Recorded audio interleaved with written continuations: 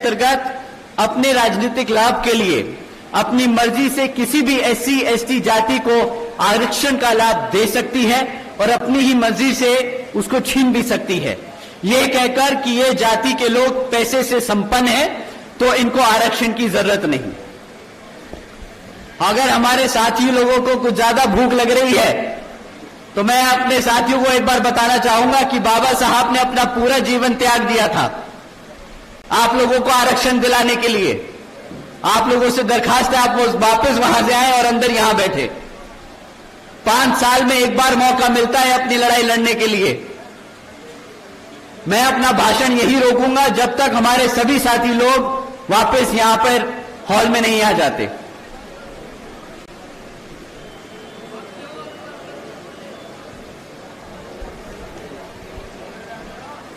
साथियों, ये बात मैं आपस में जब हमारे सदस्यों के साथ मैं बैठता हूं, छोटी मीटिंगें लेता हूं, तब मैं ये उनसे हर बारी कहता हूं। वो मुझे बहुत शिकायत करते हैं कि सर है कुछ समर्थक हैं जो पद लेने तो आ जाते हैं परंतु काम नहीं करते।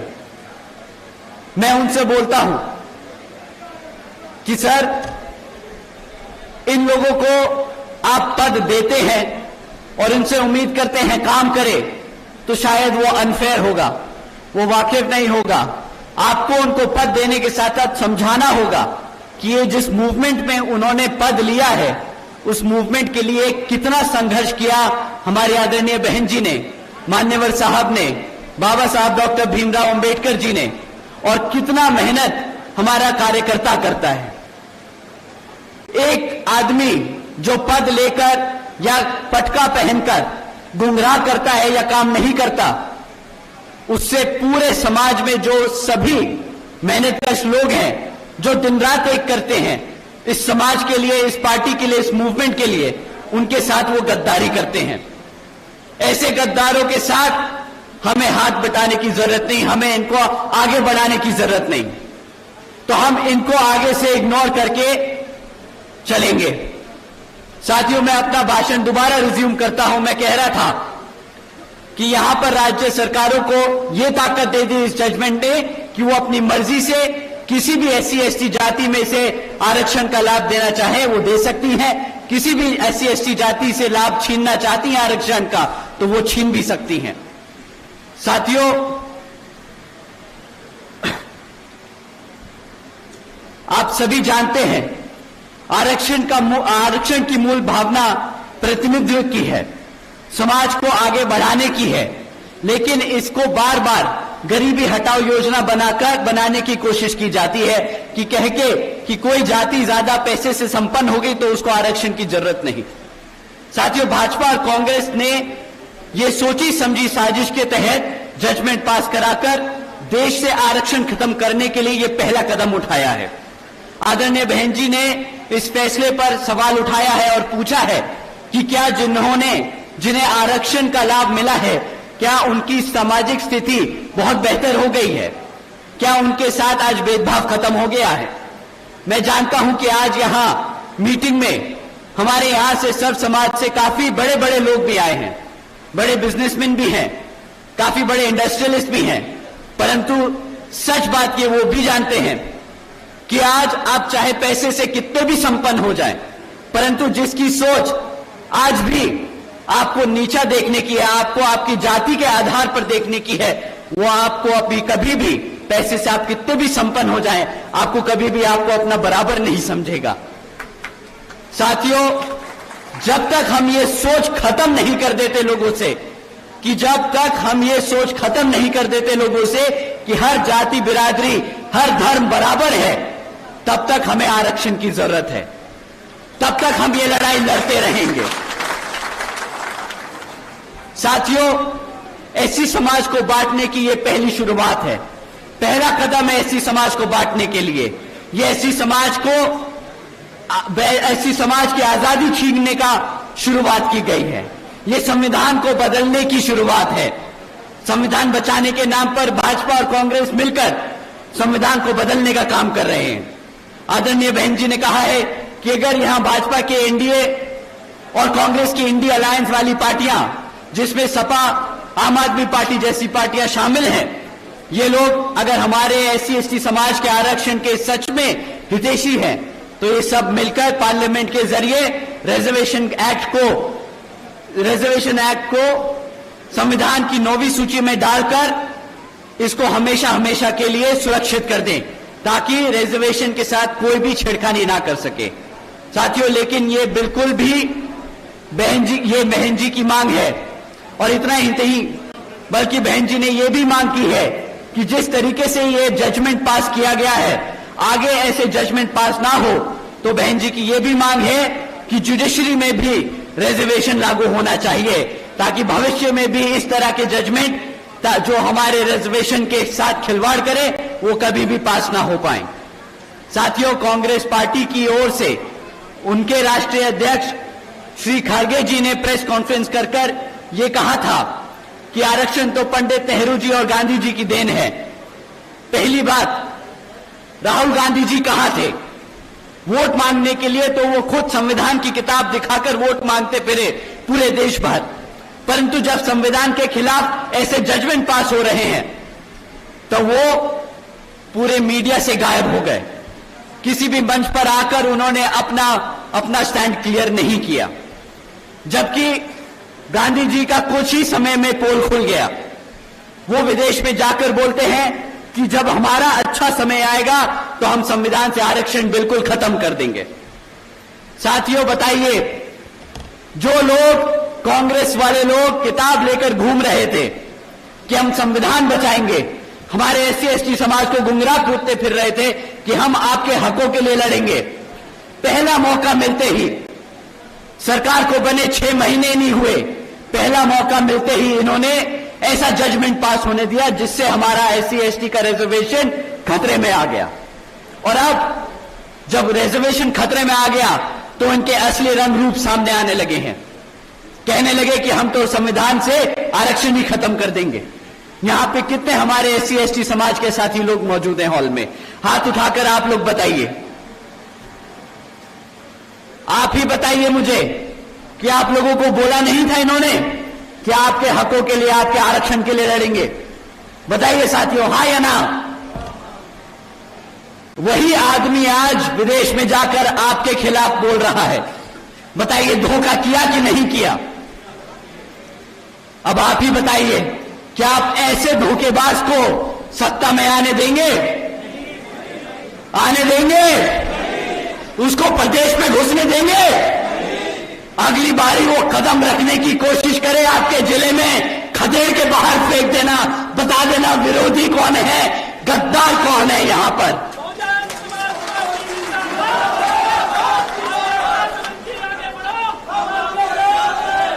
दूसरी बात साथियों, कांग्रेस के राष्ट्रीय अध्यक्ष जी एससी समाज से आते हैं, ये सब जानते हैं। वो अगर बाबा साहब के संघर्षों को नजरअंदाज कर ये कहते हैं कि भाई ये तो पंडित नेहरू जी और गांधी जी की देन है आरक्षण, वो हमारे एससी समाज को गुमराह करने का काम कर रहे हैं, बांटने का काम कर रहे हैं, तो साथियों ऐसे लोगों से भी हमें मान्यवर साहब ने ऐसे ही लोगों से मान्यवर साहब श्री काशीराम जी ने हमें इनसे संभल कर रहने को कहा था। इनफैक्ट इनके लिए तो आदरणीय मान्यवर साहब श्री काशीराम जी ने एक नाम भी दिया था, जो एससी होकर हमारे समाज को गुमराह करने का काम करते हैं। आप लोग जानते हैं उन्हें क्या कहते हैं? क्या कहते हैं? क्या कहते हैं? चमचा।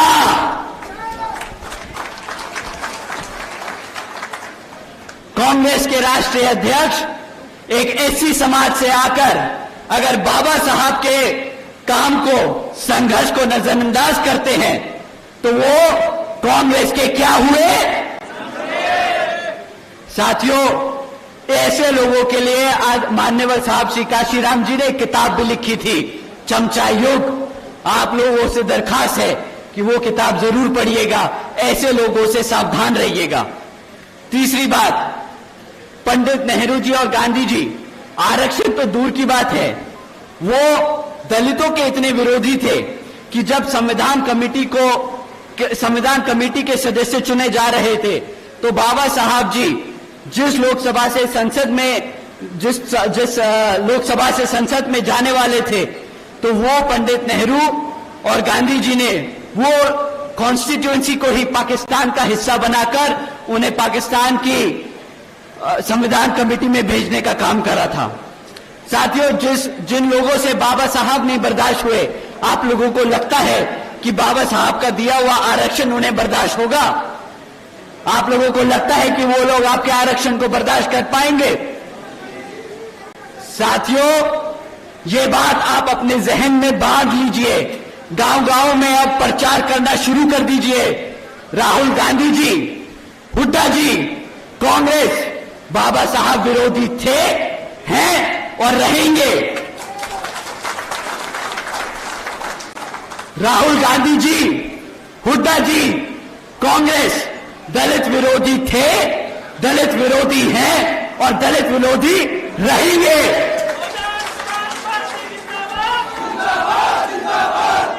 साथियों, राहुल गांधी जी, हुड्डा जी, कांग्रेस आरक्षण विरोधी थे, आरक्षण विरोधी हैं और आरक्षण विरोधी रहेंगे। राहुल गांधी जी जैसे नेता जो आरक्षण खत्म करना चाहते हैं, आप सब जानते हैं, आप सब जान लीजिए, संविधान हमारी पहचान और आरक्षण हमारी आजादी छीनने नहीं देंगे आपको, छीनने नहीं देंगे आपको। साथियों, इन्हें तो अपने ही हरियाणा की दलित बेटी बर्दाश्त नहीं होती। बाबा साहब, मान्यवर साहब, आदरणीय बहन जी और हमारा समाज तो दूर की बात। आप सब ने देखा होगा, इन लोगों से हमारे हरियाणा की दलित की बेटी बर्दाश्त नहीं होती। आदरणीय शैलजा जी के लिए हुड्डा के समर्थकों ने कितना बुरा भला बोला, वो सब आप लोगों ने देखा। एक बड़ी दलित नेता है वो, शैलजा जी का हम पूरा आदर सम्मान करते हैं और इस मंच के माध्यम से हम ये पूरे हरियाणा को बता देना चाहते हैं कि आप एक दलित होकर अपना पूरा जीवन कांग्रेस को समर्पित कर सकते हैं, परंतु तब भी ये कांग्रेस आपको वो सम्मान नहीं दे सकती जो आपकी अपनी पार्टी बहुजन समाज पार्टी देती है। साथियों, मैं ये दोबारा दोहराऊंगा, राहुल गांधी जी, हुड्डा जी, कांग्रेस दलित विरोधी थे, दलित विरोधी हैं और दलित विरोधी ही रहेंगे। साथियों, अब मैं आप सबका ध्यान यहां विधानसभा चुनाव में होने वाले कुछ मुद्दों पर लेके आना चाहूंगा। साथियों, यहां पिछले 10 सालों से हरियाणा में भाजपा की सरकार चल रही है और अब जब चुनाव हमारे सर पर है तो ये भाजपा के लोग भी आप लोगों के बीच में आकर आपसे विभिन्न तरह के वादे करेंगे, आपसे वोट मांगने का काम करेंगे। परंतु साथियों, आपको इनसे सवाल करने होंगे। कभी भी जाति और धर्म के आधार पर मत सवाल करिएगा जो सत्ता में बैठा है। इनसे आपको मैं दरखास्त करूंगा कि आप सवाल करें इनसे, आप इनसे सवाल करें शिक्षा पे, रोजगार पे और यहां पर आसमान छूटी हुई महंगाई पे। साथियों, यहां आज इतनी बड़ी संख्या में हमारी माताएं बहनें बैठी हैं, हमारे बड़े बुजुर्ग बैठे हैं। मैं आप लोगों से पूछना चाहूंगा, आप लोग उन सबको जरूर से सुनिएगा, क्या मिला आपके बच्चों को शिक्षा के नाम पर? बीजेपी के सरकार के चलते हुए साथियों, पिछले 10 सालों में सरकार ने यहां पर 5000 से ज्यादा प्राइमरी स्कूल्स बंद करने का काम किया है। एक तरफ यहां पे पढ़ने लिखने की बच्चों की संख्या दिन पे दिन बढ़ती जा रही है और दूसरी तरफ यहां पर ये भाजपा वाले हमारे बच्चों के प्राइमरी स्कूल बंद कर रहे हैं। इतना ही नहीं साथियों, आज 2200 से ज्यादा सरकारी सीनियर सेकेंडरी स्कूल्स में 1000 से ज्यादा स्कूलों में प्रिंसिपल्स तक नहीं है। हमारे सीनियर स्कूल्स में, सीनियर सेकेंडरी स्कूल में अगर प्रिंसिपल नहीं होंगे तो हमारे बच्चों को पढ़ाएगा लिखाएगा कौन? इतना ही नहीं, बल्कि 2017 से हमारे SC ST OBC समाज के छात्रों की जो स्कॉलरशिप का पैसा था जो सरकार से मिलता है, वो भी इन लोगों ने हमारे बच्चों को नहीं दिया। साथियों, जब आपके बच्चों के स्कूल बंद कर दिए जाएंगे, जब आपके बच्चों के स्कूलों में शिक्षकों को भर्ती नहीं किया जाएगा, उनके स्कॉलरशिप का पैसा रोका जाएगा, तो आप ही बताइए, क्या आपके बच्चों के भविष्य से ये खिलवाड़ होगा कि नहीं? बताइए, आपके बच्चों का भविष्य खतरे में डाला कि नहीं? यहां मेरे सभी युवा साथी हैं, आप बताइए कि आपकी पढ़ाई से खिलवाड़ किया कि नहीं? अरे अगर पढ़ाई से खिलवाड़ किया तो जरा बताओ चंडीगढ़ को कि खिलवाड़ किया, और दोबारा नहीं दोहराने देंगे। यहां पर दर्शन लाल खेड़ा को जिताकर विधानसभा में भेजने का काम करेंगे। वो यहां पे आपके बच्चों की शिक्षा के लिए काम करेंगे। साथियों, पिछले 10 सालों में यहां पर मिला है तो सिर्फ क्या, आपके बच्चों को पढ़ाई के नाम पर यहां पे पेपर लीकों की खबरें सुनने को मिली, बस और कुछ नहीं मिला है। साथियों, कोई भी ऐसा सरकारी डिपार्टमेंट नहीं बचा जिसकी भर्ती के परीक्षा के पेपर इन्होंने ना लीक किए हो। इन्हें बहाना मिल जाता है हमारे बच्चों को सरकारी नौकरी ना देने का। कोई बच्चा इतनी मेहनत करता है, पढ़ाई लिखाई करता है, इतना पैसा खर्चता है, लोन लेकर पढ़ाई करता है ताकि एक सरकारी नौकरी लग जाए, परीक्षा देता है और बाद में क्या पता चलता है कि मेरा पेपर लीक हो गया, उनको बहाना मिल गया सरकारी नौकरियां रद्द करने का। कहां जाएगा हमारे समाज का बच्चा जब वो नौकरी नहीं ले सकता? आप ही बताइए। उसको उसका भविष्य छीनने का काम कर रही है ये भाजपा की सरकार के नहीं। साथियों, हकीकत तो ये है कि ये भाजपा और ये कांग्रेस दोनों ही जिम्मेदार हैं हमारे बच्चों के शिक्षा, हमारे बच्चों के भविष्य से खिलवाड़ करने के लिए। एक सत्ता में रहकर हमारे बच्चों के साथ बच्चों के भविष्य से खिलवाड़ कर रहा है तो दूसरा विपक्ष में बैठकर उसको घेरता नहीं इस मुद्दों पर। आप ही बताइए, क्या ऐसी पार्टी को दोबारा दोहराने देंगे आप? क्या ऐसी पार्टी को दोबारा सत्ता में आने देंगे आप? क्या ऐसी पार्टी को अपने विधानसभा में घुसने देंगे आप? साथियों, शिक्षा अगर अपनी सुरक्षित करनी है तो इनेलो बसपा के गठबंधन को जिताना है, यहां पर अपने दर्शन लाल खेड़ा जी को जिताना है। साथियों, एक तरफ इन्होंने हमारे बच्चों के स्कूल बंद किए, प्राइमरी स्कूल्स में भर्ती नहीं करी, हमारे स्कॉलरशिप का पैसा रोका, और दूसरी तरफ आदरणीय बहन कुमारी मायावती जी की योजनाएं हैं। आप जानते होंगे, अगर आप नहीं जानते तो आप जाके अपने सभी बच्चों, अपने सभी साथियों को जरूर बताइएगा। बहन जी के अपने शासनकाल के दौरान बहन जी ने 12वीं तक की शिक्षा फ्री कराने के लिए अपनी बच्चों को 600 करोड़ से ज्यादा की लागत उन पे खर्चने का काम किया था। 7 लाख बच्चों को 12वीं तक की शिक्षा आदरणीय बहन जी ने फ्री में देने का काम किया पूरे प्रदेश में। यही नहीं, आदरणीय बहन जी ने 6 इंजीनियरिंग कॉलेजेस बनाए, 2 होम्योपैथिक कॉलेजेस बनाए, 24 पॉलिटेक्निक कॉलेजेस बनाए, 2 पैरामेडिकल कॉलेजेस बनाए, 6 यूनिवर्सिटीज बनाई, 200 से अधिक इंटर डिग्री कॉलेजेस बनाए, 100 से अधिक ITIs, 550 से ज्यादा हाई स्कूल और 5,500 से ज्यादा प्राइमरी स्कूल्स बनाने का काम किया। मेरे को आपको इनकी गिनती गिनवाते गिनवाते गला सूख गया।